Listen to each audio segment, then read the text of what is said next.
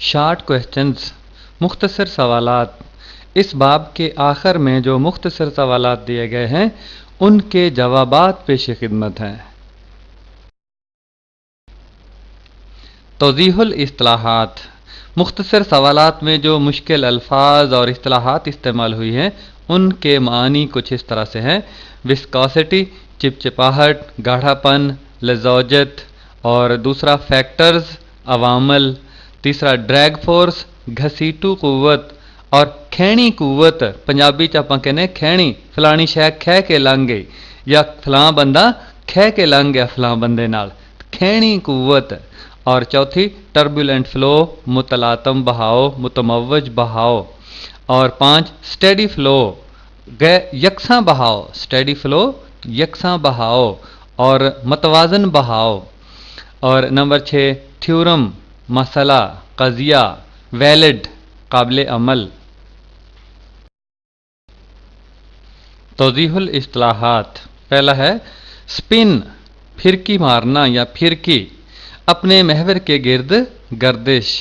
और दूसरा करवेचर, खम, पंजाबी च कुब जिन्हों कह दें आप। और तीसरा डिसीव, धोखा देना। और चौथा है इनलेट, दरामदी सुराख, जहाँ से कोई चीज़ किसी चीज़ में दाखिल होती है। और डक्ट, नाली, ब्लड प्रेशर, फिशार खून।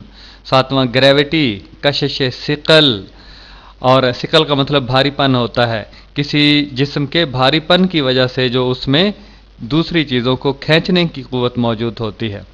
और 8वां वेटलेसनेस, बेवजनी। अब आते हैं सवालात की तरफ। पहला सवाल है explain what do you understand by term viscosity. आप जो इस्तिलाह विस्कोसिटी है, चिपचिपाहट है, गाढ़ापन है, लज़ौजत है, इसके बारे में क्या जानते हैं।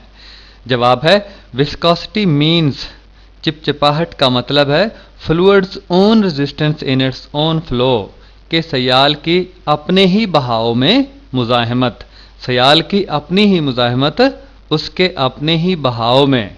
ये लज़ौजत, ये चिपचिपाहट, ये गाढ़ापन, ये लसीलापन कहलाता है। क्वेश्चन नंबर 2 है, सवाल number 2, what is meant by drag force. घसीटू कुव्वत से क्या मुराद है। व्हाट आर द फैक्टर्स, कौन से अवामल हैं, upon which the drag force acting upon a small sphere of radius are moving down through a fluid depend, कि एक कुर्रा, छोटा सा कुर्रा है, वो सयाल में से गुजर कर नीचे की तरफ आ रहा है, सयाल में खे कर आ रहा है, नीचे की तरफ आ रहा है, और उस पर जो घसीटू कुव्वत लगती है उसका इन्हिसार किन किन अवामल पर है। मैं इनू पंजाबी च भी कह देना, समझा देना तुहानू कि सवाल का मतलब यह है कि खैणी कुव्वत की हुंदी है, और एक कुर्रा छोटा जहा फुटबाल नुमा छोटी जी गोली है एक, और वो सयाल दे विचों दी, हवा दे विचों या पानी दे विचों दी गुजर के थल्ले नू आ रही है, तो वो जड़ी घसीटू कुव्वत है, खैणी कुव्वत लगेगी उस छोटे जे कुर्रे ते, ओदा इन्हिसार किन्ना किन्ना शैवां ते होवेगा, वो आप मालूम करनी है। इस सवाल का जवाब तो पहले आप पढ़ चुके हैं सवाल में, लेकिन मुख्तसर तौर पर हम आपको बता देते हैं। Answer, drag force is a resistive force, जो घसीटू कुव्वत है वो मज़ाहमती कुव्वत है, when it flows through a fluid, जब कोई वो चीज़ जो है वो सयाल में से गुजरती है, सयाल में से गुजरने वाली चीज़ पर जो मज़ाहमती कुव्वत लगती है वही घसीटू कुव्वत कहलाती है। और उसका इन्हिसार इस फार्मूले से हमें पता चल जाएगा कि किन किन अवामल पर है।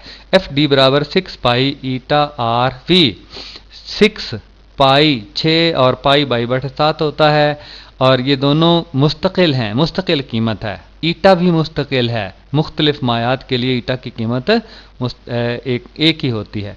और आर वी, आर और वी पर इन्हिसार है एफ डी का, घसीटू कुव्वत का, आर और वी पर, यानी कुर्रे का रदास कितना है, यानी कितना कुर्रा कितना बड़ा है, वो जो पानी का कतरा या कोई और गोली वगैरह सयाल में से गुजर के आ रही है उसका रदास कितना है।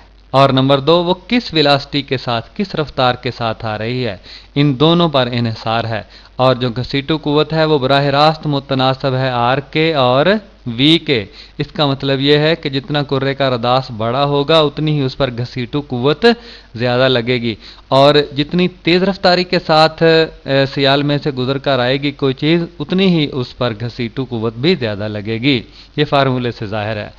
From this equation it is clear that the resistive force depends upon the radius, velocity and the nature of the fluid. तीन चीज़ों पर इन्हिसार है इस कुव्वत का, घसीटू कुव्वत का। कौन कौन सी हैं? रेडियस रदास कुर्रे का, और नंबर 2 वेलोसिटी, और नंबर 3 नेचर ऑफ फ्लूइड के सयाल की हैयत क्या है। सयाल की हैयत क्या है? वो पानी है, वो तेल है, वो ग्रीस है, वो हवा है, वो कोई और गैस है। तो ईटा का इन्हिसार जो है वो नेचर ऑफ फ्लूइड, सयाल की हैयत पर है। उम्मीद है आप इस जवाब को समझ गए होंगे। क्वेश्चन नंबर 3, सवाल नंबर 3, why fog droplet appear to be suspend in air. धुंध का कतरा हवा में मुअल्लक क्यों नजर आता है? धुंध का कतरा हवा में लटका हुआ क्यों नजर आता है? हम जानते हैं कि जब धुंध पड़ती है तो चारों तरफ चीज़ें हमें नज़र नहीं आती, क्योंकि पानी के कतरे हवा में मुअल्लक होते हैं, लटके हुए होते हैं। ये ऐसा क्यों होता है? इसका बड़ा मुख्तसर सा जवाब है, answer due to drag force of air. हवा की घसीटू कुव्वत की वजह से, हवा की घसीटू कुव्वत जो कतरों के ऊपर लगती है, उसकी वजह से ये मुअल्लक होते हैं।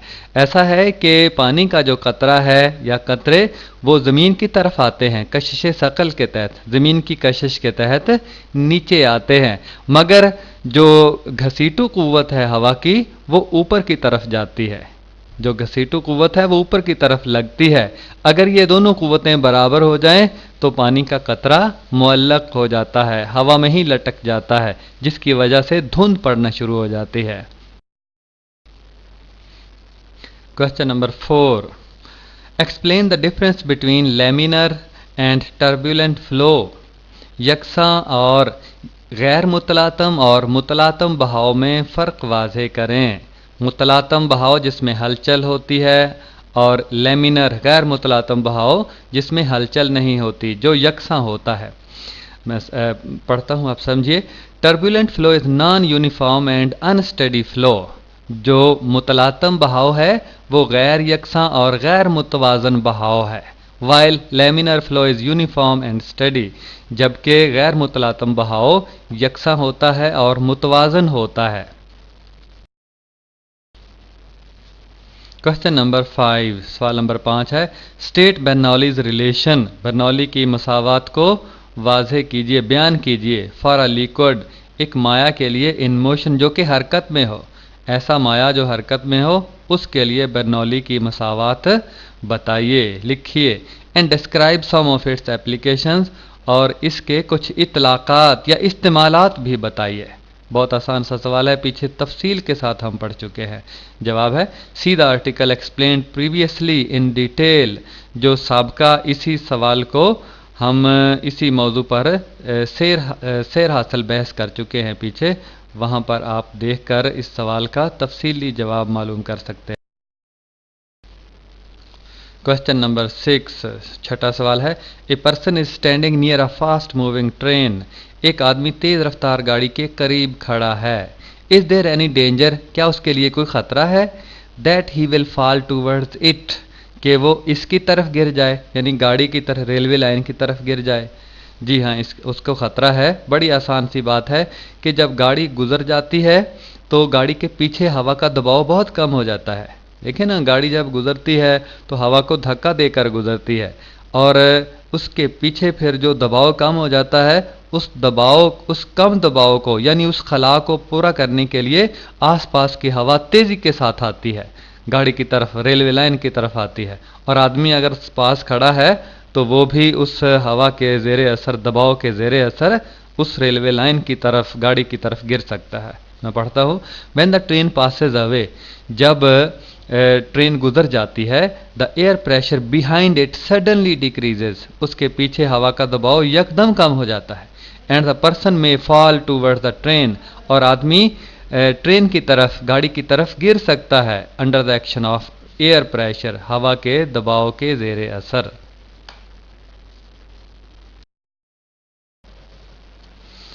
क्वेश्चन नंबर 7, सवाल नंबर 7 है आइडेंटिफाई द करेक्ट आंसर, सही जवाब की निशानदही करें। What do you infer from Bernoulli's theorem, Bernoulli के नज़रिए से, बर्नौली थ्योरम से क्या नतीजा अखज़ करते हैं। नीचे 3 नतीजे दिए गए हैं, इनमें से इन्फर का मतलब नतीजा अखज़ करना, इनमें से सही जवाब हमने बताना है। Where the speed of fluid is high, सयाल की जहाँ रफ्तार ज़्यादा होती है, the pressure will be low, वहाँ दबाव कम हो जाता है, पीछे हमने यही पढ़ा है। और दूसरा है where the speed of fluid is high, जहाँ सयाल की रफ्तार ज़्यादा होती है, तब प्रेशर इज़ आल्सो हाई, दबाव भी ज़्यादा होता है। और तीसरा है theorem is valid for turbulent flow of liquid, कि ये थ्योरम, ये नज़रिया उस वक्त काबिल अमल है कि जब बहाव मुतलातम हो, माया का बहाव मुतलातम हो। लेकिन इन तीनों में से पहला जवाब सही है, जिसे हम फार्मूले के मुसावात के ज़रिए साबित कर चुके हैं कि where the speed of fluid is high, जहाँ सयाल की रफ्तार ज़्यादा होगी, the pressure will be low, वहाँ दबाव जो है वो सयाल का कम हो जाएगा। क्वेश्चन नंबर 8, 8वां सवाल। 2 रोबोट्स, रोबोट्स का मतलब रोइंग बोट्स, चलती हुई कश्तियाँ। 2 कश्तियाँ moving parallel in the same direction, एक ही समत में जा रही हैं, मतवाजी अंदाज से जा रही हैं। Are pulled towards each other, वो एक दूसरे की तरफ खींचती हैं। 2 कश्तियाँ एक ही समत में जा रही हैं मतवाजी अंदाज से, लेकिन तेज़ी से जाती हैं तो एक दूसरे की तरफ चलती हुई महसूस होती हैं, एक दूसरे की तरफ खींचती हुई महसूस होती हैं। एक्सप्लेन वाई, ऐसा क्यों होता है। आंसर, जवाब है इसका, when 2 boats are moving parallel in the same direction, जब 2 कश्तियाँ मतवाजी अंदाज से एक ही समत में जा रही हैं, the water between them has greater speed as compared to the water on the other sides of the boat, कश्तियों के जो दोनों तरफ पानी है उसकी निस्बत जो उनके दरमियान में पानी है उसकी रफ्तार ज़्यादा होती है, क्योंकि कश्तियों के साथ ही पानी भी खींचता चला जाता है, तो पानी की रफ्तार दोनों कश्तियों के दरमियान में ज़्यादा होती है बनिस्बत उन कश्तियों के आसपास के।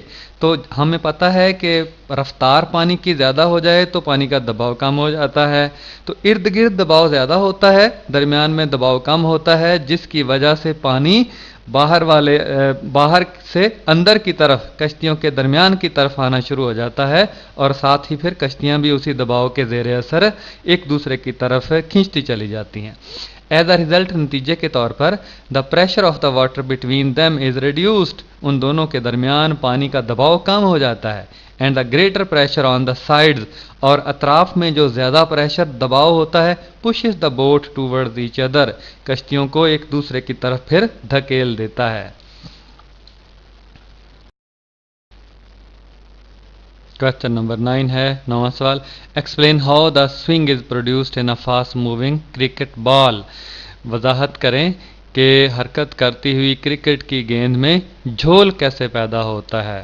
तेज़ रफ्तारी से हरकत करती हुई क्रिकेट की गेंद में झोल कैसे पैदा होता है। जवाब है, when a fast moving cricket ball moves in such a way, जब तेज़ रफ्तार क्रिकेट की गेंद इस अंदाज से हरकत कर रही है, that it spins as well as moves forward, कि वो फिरकी भी मारती है और आगे भी हरकत करती है। The velocity of air on one side of the ball increases, गेंद की एक तरफ जो रफ्तार है वो बढ़ जाती है, ड्यू टू स्पिन, उसकी फिरकी की वजह से एक तरफ रफ्तार हवा की बढ़ जाती है फिरकी मारने की वजह से। एंड हैंस, और उसकी वजह से क्या होता है, द प्रेशर डिक्रीजेज, और जिस तरफ रफ्तार हवा की बढ़ती है उस तरफ दबाव कम हो जाता है। The greater pressure on the other side deflects the path of ball, दूसरी तरफ जो ज़्यादा दबाव होता है वो उसकी हरकत के रास्ते में इन्हराफ पैदा कर देता है, हरकत के रास्ते को बदल देता है। And give the extra curvature to the ball, और गेंद को ज़्यादा खमदार रास्ता मिलता है उसकी हरकत के लिए। नोन एज स्विंग, जिसे झोल कहा जाता है, विच डिसीव्स द बैट्समैन, जो कि बल्लेबाज को धोखा दे देता है। अगली स्लाइड में बड़ी सारी तस्वीर के ज़रिए यही बात को और ज़्यादा वाज़े करने की कोशिश की गई है। इस तस्वीर में देखिएगा, ऊपर लिखा है कि दरमियान में गेंद है और ऊपर फास्टर एयर लोअर प्रेशर, जो हवा की रफ्तार तेज़ है मगर दबाव कम है, जहाँ रफ्तार तेज़ होती है वहाँ दबाव कम हो जाता है। और नीचे की तरफ लिखा है स्लोअर एयर, आहिस्ता हवा है, हायर प्रेशर लेकिन दबाव ज़्यादा है, तो क्या होगा, नीचे वाला दबाव ऊपर की तरफ अमल करेगा। डिफ्लेक्शन फोर्स, गेंद में जो इनहराफ की क़ुव्वत है, गेंद में जो झोल पैदा करने वाली कुव्वत है, फिर वो नीचे से ऊपर की तरफ अमल करेगी, ज़्यादा दबाव से कम दबाव की तरफ।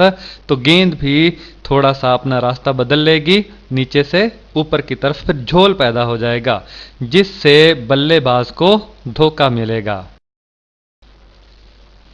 क्वेश्चन नंबर 11, 11वां सवाल है, for which position will the maximum blood pressure in the body have the smallest value. सवाल को समझिएगा कि किस पोजीशन में, किस हालत में ज़्यादा से ज़्यादा खून के दबाव की कीमत कम से कम होगी।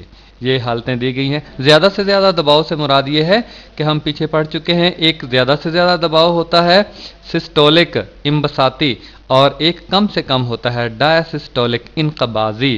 तो ज़्यादा से ज़्यादा जो दबाव है उसकी कीमत कम से कम कब होगी, इन 4 हालतों में हम देखेंगे। पहली हालत है स्टैंडिंग अपराइट, सीधा खड़ा आदमी, जब हम सीधे खड़े होंगे तो उस वक्त। और दूसरी है सिटिंग, बैठे हुए। और तीसरी है लाइंग हॉरिजेंटली, उफ़क़ी अंदाज से लेटे हुए, जैसे हम चारपाई में लेटते हैं। और चौथी है स्टैंडिंग ऑन वंस हेड, कोई शख्स अपने सर के बल खड़ा है, सिर पर ने, जिन्हों पंजाबी कहने सिर पर ने खलोता बंदा। तो इन चारों हालतों में जो ज़्यादा से ज़्यादा ब्लड प्रेशर की कीमत कम से कम कब होगी, तो देखें जवाब है maximum blood pressure in the body, जिस्म के अंदर ज़्यादा से ज़्यादा दबाव, खून का दबाव, हैज़ स्मॉलेस्ट वैल्यू, कम से कम उसकी कीमत होगी वाइल लाइंग हॉरिजेंटली, जब आदमी उफ़क़ी अंदाज से लेटा हुआ होगा। क्या क्या वजह है, इन दिस पोजीशन, इस पोजीशन में all parts of the body are in a level with the heart, जिस्म के सारे आज़ा दिल के साथ एक ही सतह पर होंगे, दिल के साथ लेवल होगा, एक ही सतह पर होंगे, ज़्यादा फासला नहीं, दिल को ज़्यादा दूर तक खून को नहीं पहुंचाना पड़ेगा, या ज़मीन की कशिश के खिलाफ नहीं ऊपर तक पहुंचाना पड़ेगा। बिल्कुल इसी तरह कि मोटर का पाइप है, उसके ज़रिए पानी आप छत के ऊपर लेकर जाना चाह रहे हैं तो मोटर को ज़्यादा क़ुव्वत लगानी पड़ेगी, ज़्यादा ताकत खर्च होगी। अगर पाइप ज़मीन की सतह के या मोटर की सतह के साथ ही है तो मोटर को कम क़ुव्वत लगाना पड़ेगी। इसी तरह दिल के जो 7 आज़ा हैं दिल की सतह के साथ ही हैं, तो उस वक्त दिल को कम क़ुव्वत लगाकर खून वहाँ तक पहुँचाना पड़ेगा। Hence heart does not have to work quite as hard, दिल को बहुत ज़्यादा सख्त काम नहीं करना पड़ेगा। किस लिए, पंपिंग अगेंस्ट ग्रेविटी, ज़मीन की कशिश के खिलाफ पंप करते हुए, खून को पंप करते हुए ज़्यादा ताकत नहीं लगानी पड़ेगी, इसलिए ज़्यादा से ज़्यादा खून का दबाव, उसकी कीमत कम से कम होगी जब हम लेटी पोजीशन में होंगे। Question number 12, in an orbiting space station, चक्कर लगाते हुए खलाई स्टेशन में, would the blood pressure in the major arteries in the leg, जो टांग की बड़ी शरियानें हैं उनमें खून का दबाव एवर बी ग्रेटर, हमेशा ज़्यादा होता है, than the blood pressure in the major arteries in the neck, जो गर्दन में खून की बड़ी शरियानें हैं उनसे। सवाल ये है कि खलाई स्टेशन में चक्कर लगाते हुए जो टांग की बड़ी शरियानें हैं, क्या उनमें खून का दबाव गर्दन की बड़ी शरियानों से ज़्यादा होता है। आइए इस सवाल का जवाब देखते हैं। जवाब है answer, in an orbiting space station, खलाई स्टेशन में चक्कर लगाते हुए। याद रखें कि खलाई स्टेशन में जब भी आदमी चक्कर लगाता है उसकी जो मसनूई कशिश सकल पैदा की जाती है, ज़मीन की कशिश, वो उसके पाँव की तरफ होती है, और ये कशिश जब पाँव की तरफ अमल करती है तो रद्द अमल के तौर पर खून नीचे से ऊपर की तरफ उठता है, तो जो खून का दबाव है वो टांगों में कम हो जाता है और गर्दन के हिस्से में ज़्यादा हो जाता है।